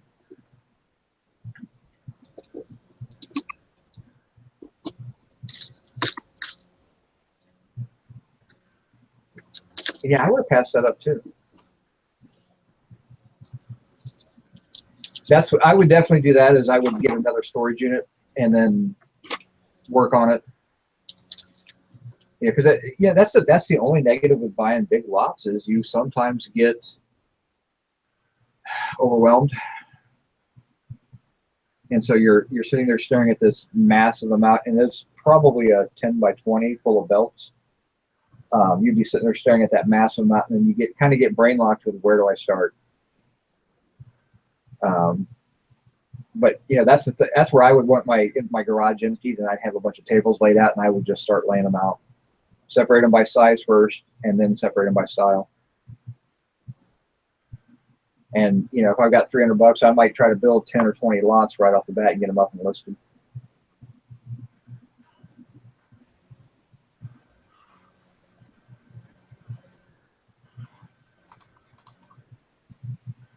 Thrift Daddy said he passed up on a U-line 48-inch by 250-foot of half-inch bubble wrap for $35 to save it. I probably would have bought that. The 48-inch, it's bigger than you normally need, but 48 by 250, that's basically 1,000 square feet of bubble wrap for $35. That's actually a pretty good price. And you could cut it down to size for whatever you needed to. Yeah, it's big. No doubt about that, but I got to order bubble wrap here in the next week or so. I wish I could get it locally. I just can't get it. Well, I made a couple of purchases yesterday. What'd you get? I probably shouldn't have, but I felt like I needed to do some investing in my business. I bought a light kit. Okay. And you go with umbrella, or did you go with soft boxes like these? No, I got both. Oh, okay. I got the umbrellas. I think that was 3 umbrellas, with the whole, all of the attachments and backdrop. everything. It was 75. Okay. And then I got a softbox, and I think that was like 15. And Okay. it has a built-in light to it. Okay. So So actually, I like the umbrellas. They're really, really good for clothing. They throw a lot of light. They bounce a lot of light and really help make your clothing pop. But I Right. do a lot more smalls than I do clothing, and the soft boxes work really, really well for smalls. I mean, you see my setup back here. It's the same as Dusty has. I just copied it. And actually, I have the same kit that he has. It's 4 bulbs in each light. It throws a massive amount of light. Now, I have a switch on the bottom. I have my 2 light boxes plugged into a switch, and it's a floor switch. I just step on it, and it turns the lights off and on. You see them on Christmas trees. And then when I want to do clothing, I can pull all that out of the way, raise them up, and then I drop my mannequin down from a high bolt in the ceiling, and then just hangs in a wire, and I can sit there and spin it and turn it and do whatever I need. And this also had the backdrop, so it has a nice, you know, for however long I've been doing this, I've used a shower curtain, which kind of cheesy, you know. I don't really like it. I think it'll look better with a nice white backdrop. For clothing, better. So clothing, a good backdrop makes a big difference. For my small, it's just a white little backdrop, and even though you can kind of see through the back here, right. When I take my photos, the white blanks it out because of the light and everything. You can't really see through it at that point. But like I said, I just pull the pins out and drop that down, and I can do my clothing, and I use that wood backdrop for clothing. Right. And I thought about using it for everything, but I just kind of like just the plain white for, you know, my smalls. Yeah. But, you know, and the reason why I got it for both was, you know, just basically because I don't have, like, I have a separate area for my clothes than I do, you know, my smalls. So, and I had, actually Mike had made me a light box, but it's really deteriorating. It's not, you know, not doing the job. And so I thought I needed something a little bit more. Well, like I said, I mean, that's the one investment I will say that you need to do. Yeah. And I knew I needed to do it for a long time. And I think it's the one thing that you need to do, but I also think that a lot of people hold off on it to be the last thing. So it's not cheap. I mean, that's the problem with it. You know, when you buy a light box kit, I mean, it's an investment that you're not going to get any money back on in your mind.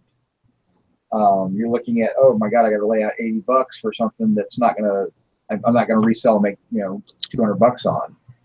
And so what happens is you kind of put it off. Oh, I'll just make do. I'll make do.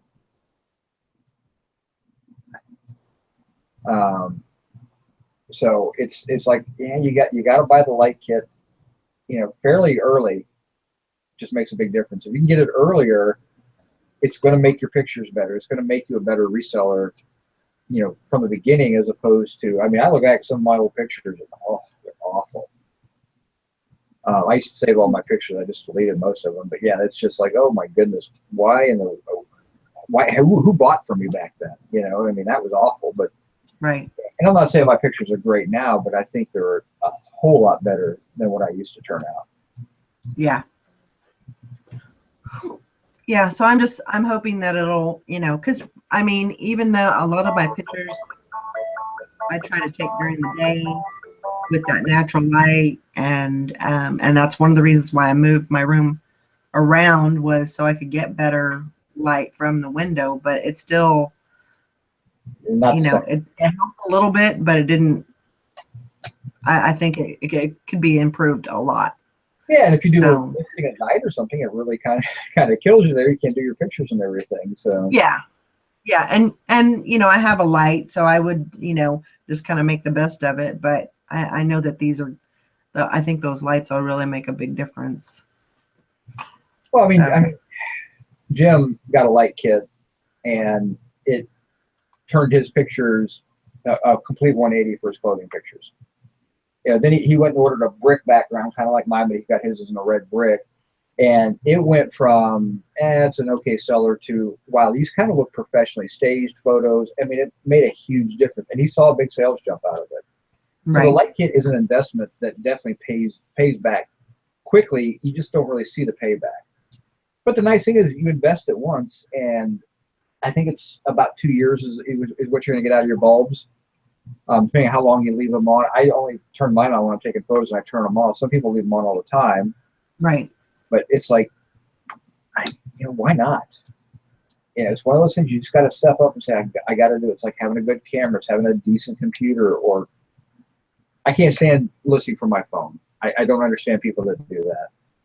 There's so many more options you're missing when you're listening from your phone. And I mean, if you're making drafts from your phone, I get that. Then you go back and complete them. But yeah, listening from the phone doesn't make a whole lot of sense. But I don't have a high-end phone. I don't have a Samsung 9000 or the iPhone 12 or whatever they're on now. And maybe it makes a difference. It's not my thing. No, I agree. I actually used to list completely from my phone, and Sally was kind of the one that, she said, if you list from your computer, you get a lot more options. There's a lot of other options that aren't available on the phone. Yeah. And so I started looking at it. I was like, well, yeah, that's true. And then, and then I got into this thing where I draft on my computer and do all my measurements and everything, and then, finish it up with the phone, and that works great. Yeah. Well, I tried something the other day with this last load of stuff I brought in, because I have to research it to understand what the hell I have first off. And I'm a kind of person that I do the sell similar. I find somebody's listing that's got the exact same thing or close enough that I like, and I'll just hit sell similar, and I'll modify their listing to do whatever I want. Right. Well, since I'm doing my research anyway, what I was doing is I'd research through, find a listing I like, and then I would just hit sell now, and then I'd save it as a draft. And it's the first time I'd ever tried doing that. And then I went through, after I got all my research done, I grabbed my box, I sat down, I took all my photos, came back over here and just went to my drafts and then just banged them out real quick. And it was a lot faster. I'm not doing double the research. So that was interesting. I'm going to keep trying to do that model from going forward.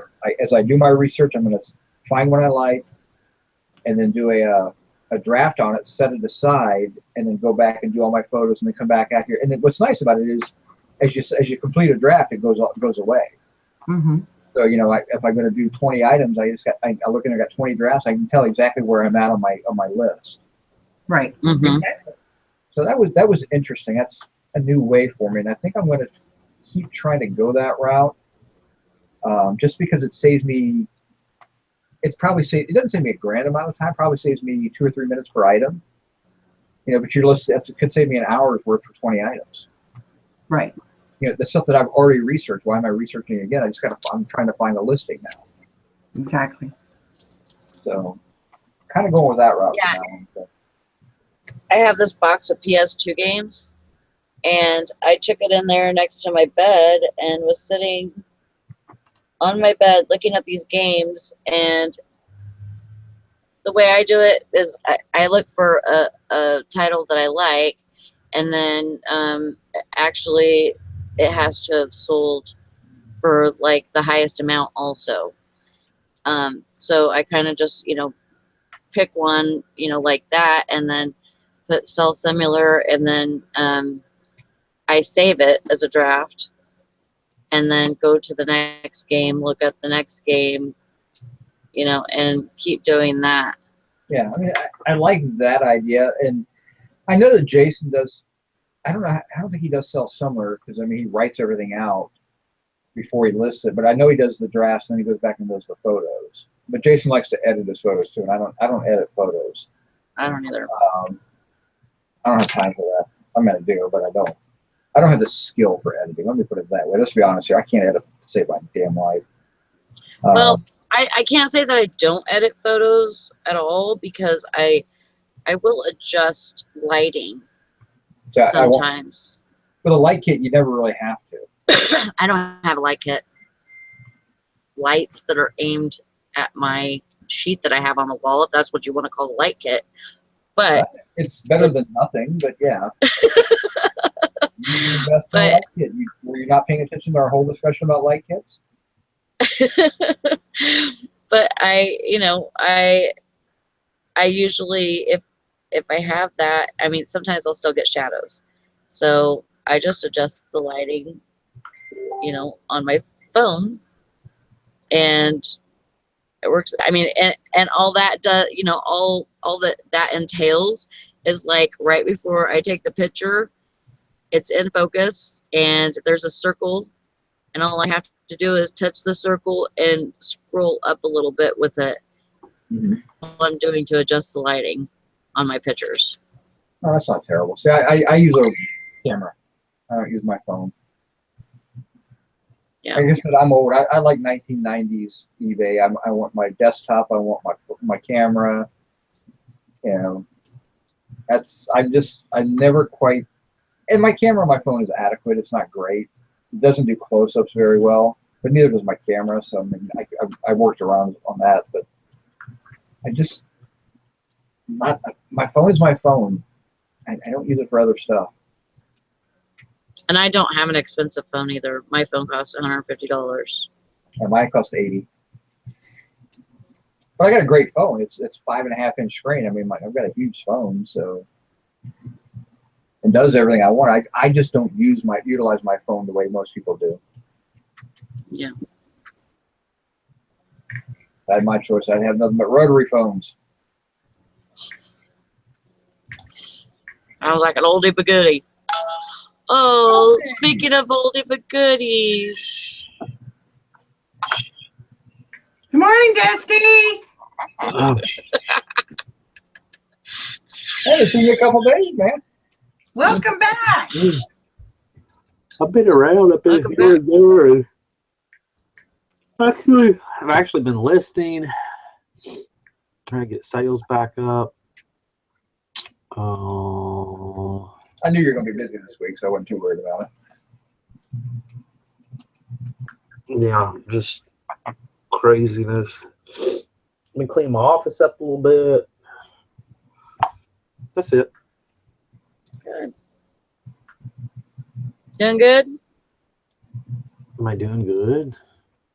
Yeah. Oh, yes. Good. Did you hear what Jason's total was on his storage unit? Probably 10 grand. Yeah, about 10 grand. That's awesome. Now he'll be runt. Yeah, he's screwed now. Okay, so this may have already been discussed, but how come I go to the hub page and I can't see my sales graph anymore?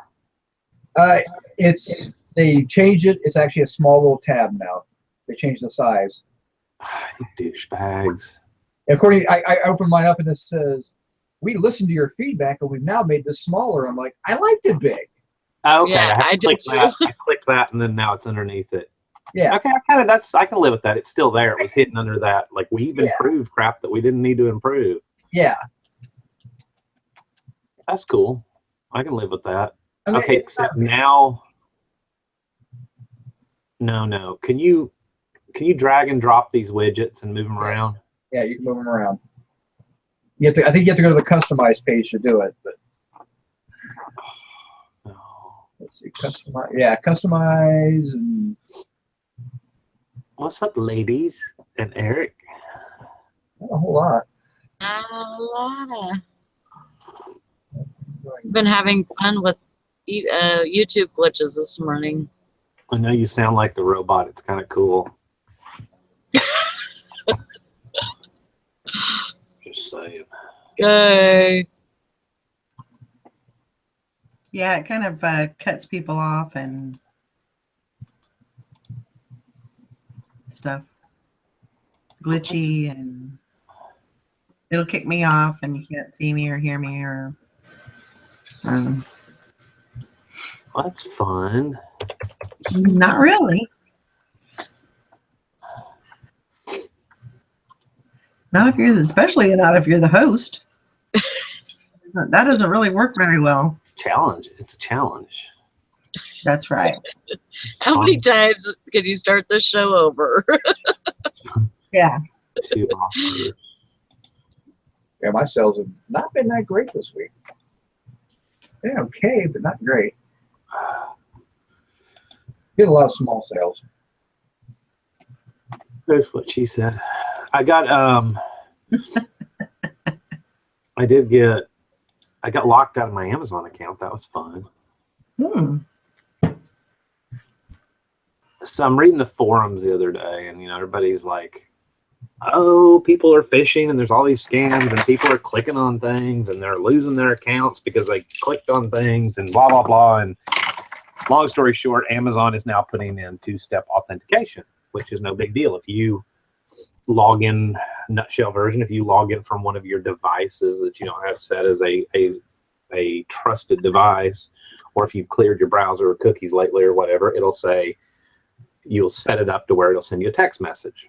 My bank credit union does the same thing. It's really no big deal because I always have my phone right by me. So I'm like, cool, I'll go ahead and sign up for that. And so it works fine from my phone. And then I come in here to my computer, my desktop computer, and it's like major glitch and like not taking it and going to that. So I'm like logged out of Amazon, have been for 3 days on my computer. But as long as I can still, I mean, it's not a big deal because it's not like we sell a whole lot there anymore. But as long as I can still get in from my phone, it's really not a biggie. Yeah. I'm not like sweating or anything. So I called and I got,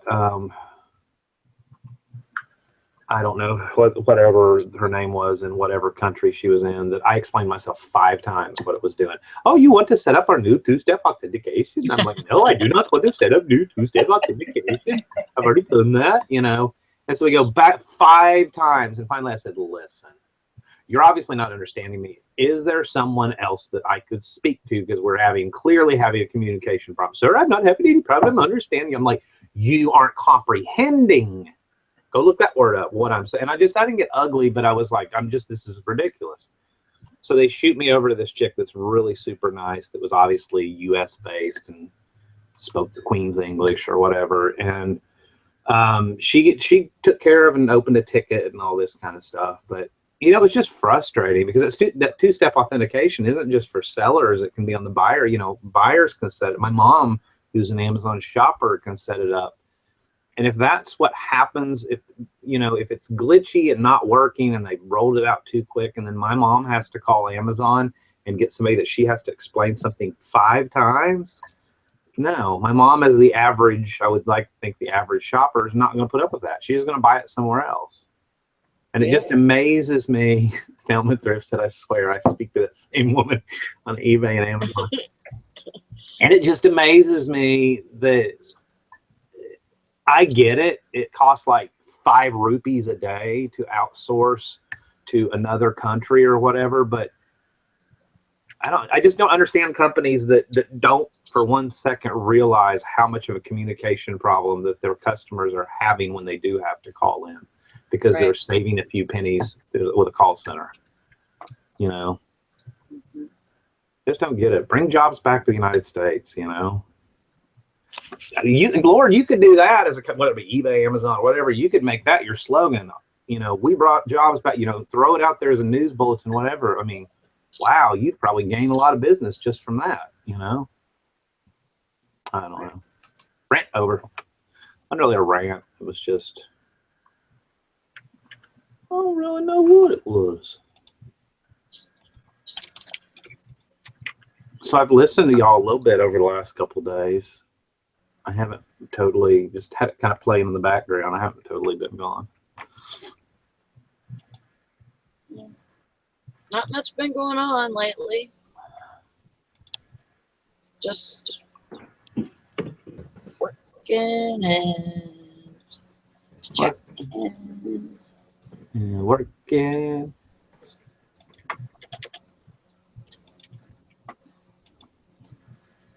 Yeah, not a lot. Been buying anything lately?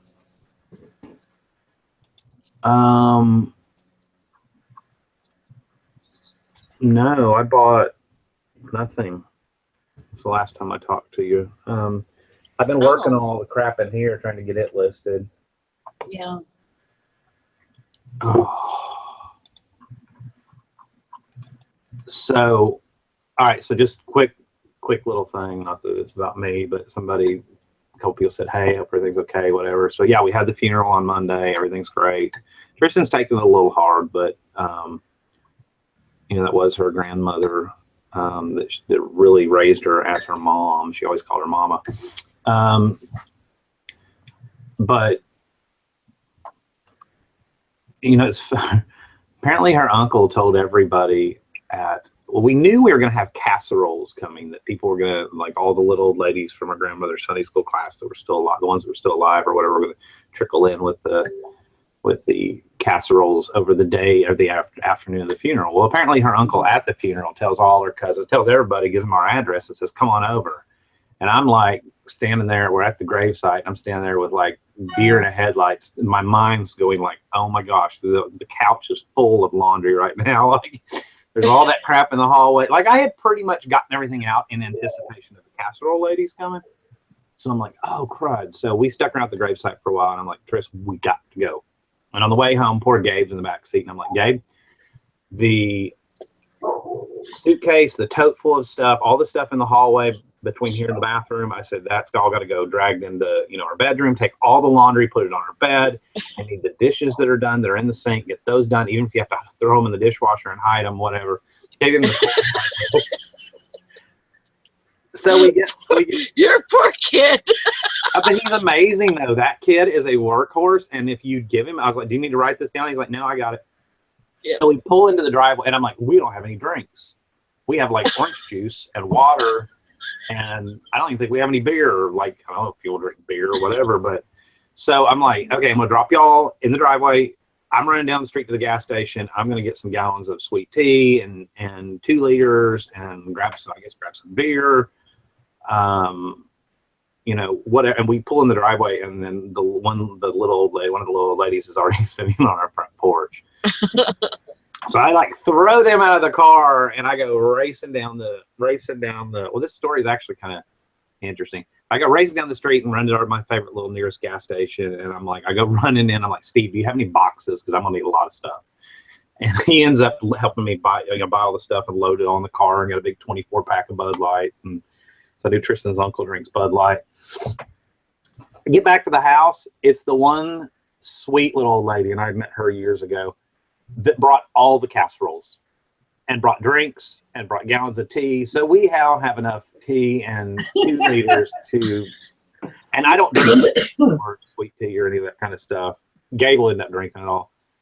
And then Tristan's uncle shows up, and we stand around for like 30 minutes. Everything's in the oven and all that. And I'm like, well, where is everybody? And he's like, they all went to a barbecue restaurant with your dad out toward the interstate. And I'm like, really? I'm like, well, that's okay. You know what? Let's make the best of this. And I crack open a beer. It's like 1 o'clock in the afternoon. It's funeral day. And I'm like, you know what? I'm not doing eBay today. I'm not doing anything today. I'd already shipped my stuff that morning before we went to the funeral home. Oh, did I mention the funeral home? Because the only spot they had, unless we wanted to drag it out 3 days, was 9 to 11 Monday morning with the grave thing at noon. So we had to be there at 8 o'clock in the morning. And y'all know what I look like at 8 o'clock in the morning here. So I got up and I shipped all my package. I was so proud of myself, including like a couple big ones. So long story short, Tristan's dad, we messaged him, and he goes, oh, well, I'll leave the restaurant and I'll come over there. And it just ended up being her uncle and her dad and us. And it was, it was actually really nice. And we had enough lasagna and mac and cheese left over and salad to like last forever. It was really nice. That's good.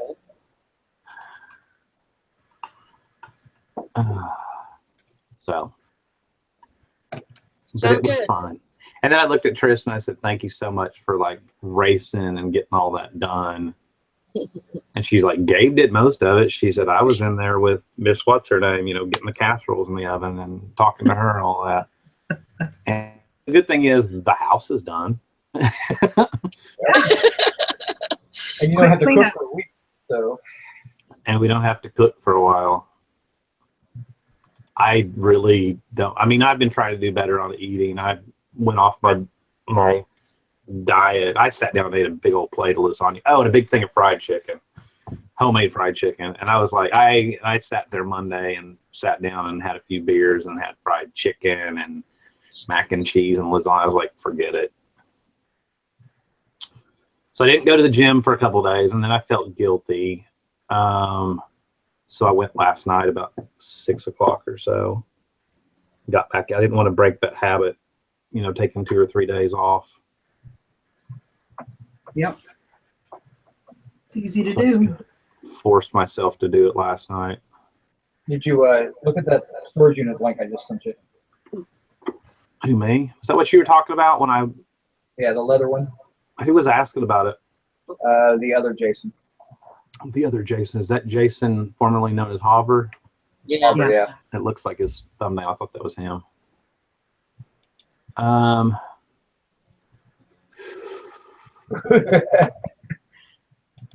lot of work. That's a lot of. A lot of belts. Wow. Does that kid come with it? He could help unload the boxes. Open to all sorts of stuff. I hate it when they don't even put a starting price. Is that him? No, that's in his area. Has he like messaged? Have they given him any kind of starting price? He said he was going to message him. He was like, I don't really know if I want to buy it or not. And I'm like, there's a lot of money there, but there's a lot of pain in the ass there. It's a lot of money, but you have a good chance. Number one, the only way to even start on something like that would be you'd have to sort things more than once. Yeah, You'd have to start by probably putting all the browns together and then all the blacks together. You know, you'd have to sort by color first. So I think you'd be better off sorting by size first, and then style or color. But I think if you could get like 10 belts in a lot and you get like $30 a lot, you're probably talking 1,000 lots there. I would be surprised. There's no telling what that person would come back at price-wise, but I wouldn't hesitate. I mean, depending on his money situation, space situation, willingness to, or, you know, time situation, willingness to put the work in that, not that he's not willing to, you know what I mean? The time he has to put the work in to sort it and list it and all that.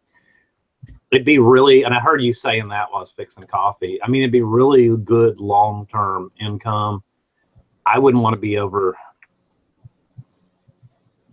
I don't know, I'd have to look at it in person to make sure they weren't like miscut belts, because I see some ends on some of them that are a little funky. I don't know if that's where they just haven't been finished.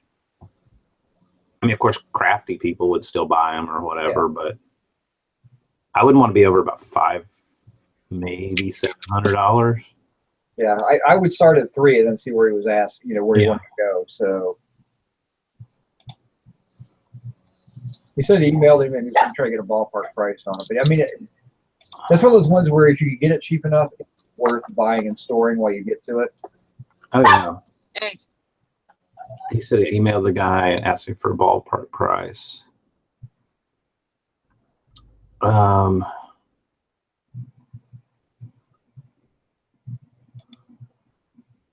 Yeah.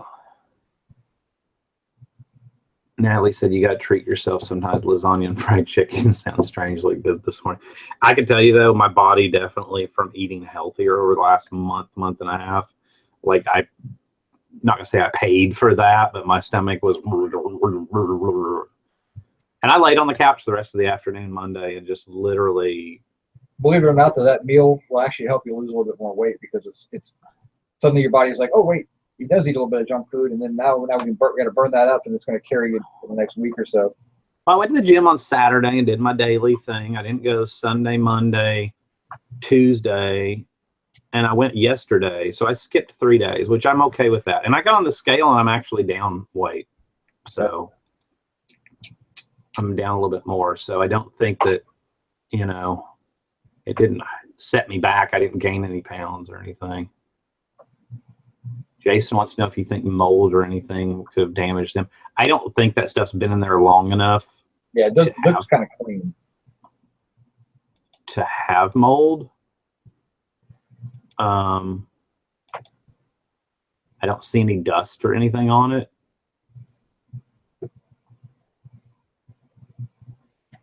I'd want to kind of try to get as far back in the corner as I could, though. I mean, I'm with Eric. You're definitely going to have to target the like crafty people or people that are doing leather working or whatever, because it is harder to sell belts that don't have buckles.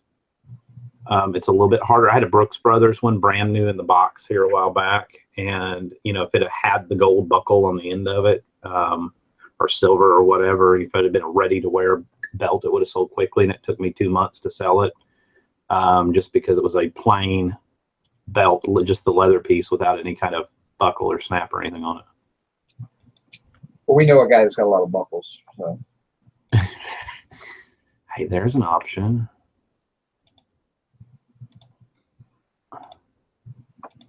Jason would probably try to buy the whole thing, but he's going to be out of pocket. And he's not allowed to travel right now. So Is he okay? no, it's good. Yeah, Jessica doesn't want to make any big long trips before they get the wedding done and everything. So Will I get hitched?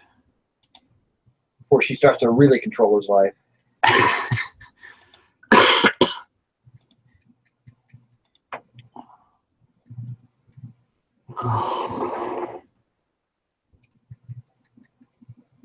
It turns out that guy might have been working for what's the 1 hour eyeglass place? Lens crafters?